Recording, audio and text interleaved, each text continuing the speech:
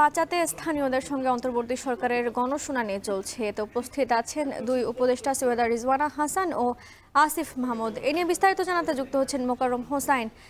যাব তার কাছে। মোকাররম, জানতে চাই যে দুপুর থেকেই তো শুনানি চলছে, এখন কোন পর্যায়ে আছে? বর্ণা তিস্তা মহাপরিকল্পনা বাস্তবায়নের ধোয়া তুলে আওয়ামী লীগ সরকার যে 2 দশক ধরে স্থানীয় মানুষের সাথে উন্নয়নের নামে প্রতারণা করেছে, সেই প্রসঙ্গে কিন্তু বারবার উঠে আসছে আজকের এই গণশুনানিতে। একই সঙ্গে দুপুর 2:30টায় গণশুনানি শুরু হয়ে এখন 4:30 বাজে নিরবিচ্ছিন্নভাবে কিন্তু চলছে। এখানে এমন মানুষরাও আছেন যাদের বাড়ি তিস্তায় গত 1 দশকে 3 থেকে 10 বার পর্যন্ত ভেঙেছে, এবং এখানে অনেকেই কথা বলছিলেন তাদের হতাশার কথা, দুর্ভোগের কথা। তারা বলছিলেন যে তাদের অনেকের পৈতৃক ভিটা প্রায় 50 বিঘা 100 বিঘা জমির মালিকও যারা ছিলেন তারাও এখন ভূমিহীন হয়ে গিয়েছে। অর্থাৎ তিস্তার 2 তীর ভেঙে তিস্তার যে করাল গ্রাস, সেই করাল গ্রাসে কিন্তু তারা একেবারে সর্বশান্ত হয়েছেন। তারা তাদের সেই দুঃখের কথাগুলো বলছিলেন এবং তিস্তাকে বাঁচিয়ে তিস্তাকে তাদের জন্য অর্থনৈতিকভাবে তিস্তার রিটার্ন নেবার যে পদ্ধতি, সেই সুপারিশগুলো তারা করছিলেন। একই সঙ্গে আজকের গণশুনানিতে যেহেতু সরকারের দুজন গুরুত্বপূর্ণ উপদেষ্টা আছেন জলবায়ু উপদেষ্টা রিজওয়ানা হাসান, একই সঙ্গে স্থানীয় সরকার উপদেষ্টা আসিফ মাহমুদ আছেন।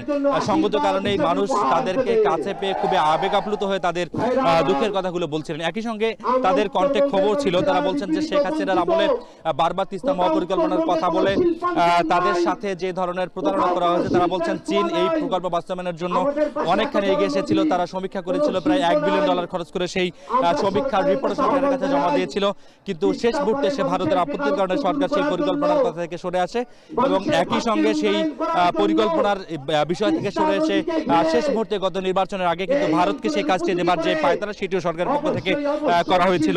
স্থানীয় মানুষরা বলছেন যে সরকারের দ্বিধাবিভক্তি, স্থানীয় রাজনীতি, ভূ রাজনীতির প্রেক্ষাপটে তিস্তা মহাপরিকল্পনা যেন আর আটকে না থাকে, তারা তিস্তার বাস্তবায়নযোগ্য বৈজ্ঞানিকসম্মত উপায়ের যে পরিকল্পনা, সেটি তারা বাস্তবায়নের দাবি জানিয়েছেন। একই সঙ্গে তিস্তাকে ঘিরে তিস্তার দুপারে যে মেরিন ড্রাইভ, সেই মেরিন ড্রাইভ তৈরি করা, তিস্তাকে ঘিরে কৃষিভিত্তিক অর্থনৈতিক অঞ্চল গড়ে তোলা এবং তিস্তা নদীকে কেন্দ্র করে যে শিল্পায়ন, সেই শিল্পায়নের ফলে কর্মসংস্থান, সেই বিষয়গুলো তারা বাস্তবায়ন করতে চাচ্ছেন এবং বাস্তবায়নের জন্য সরকারের যে শুভ দৃষ্টি, সেই দৃষ্টি তারা কামনা করছেন। একই সঙ্গে তাদের আরেকটি দাবি ছিল এই বছরের মধ্যেই, অর্থাৎ এই বছরের শেষের দিকে তিস্তা মহাপরিকল্পনা বাস্তবায়নের জন্য দৃশ্যমান পদক্ষেপ তারা চান এবং সেই পদক্ষেপ বাস্তবায়নের জন্য তারা সরকারের যে সর্বোচ্চ মহল, সেই সর্বোচ্চ মহল থেকে ঘোষণা চান।